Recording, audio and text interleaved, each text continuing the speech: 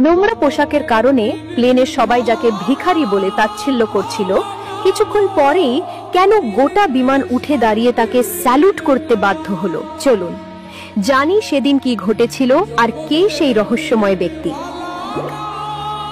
কলকাতা থেকে মুম্বাইগামী সকালের ফ্লাইট। যাত্রীদের কোলাহলে বিমানের ভেতরটা মুখর। কেবিন ক্রুরা ব্যস্ততার সাথে প্রত্যেককে নিজের আসনে বসতে সাহায্য করছেন। এই আধুনিকতার ভিড়ে হঠাৎই এক বেমানান চেহারার ভদ্রলোক প্রবেশ করলেন। বয়স 50-এর কোঠায়, গায়ের চাপা রঙে ক্লান্তির ছাপ স্পষ্ট। অবিন্যস্ত চুল আর মুখের গভীর বিষণ্ণতা তাকে ভিড়ের মাঝেও একা করে রেখেছিল।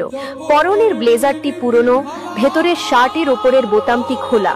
চেহারায় শহুরে ছাপ থাকলেও তার শ্রেণী নির্ধারণ করা কঠিন। ভদ্রলোক হাঁপাতে হাঁপাতে নিজের টিকিট দেখিয়ে জানালার ধারের 17 আসনটি খুঁজে নিলেন। তাকে দেখে পাশে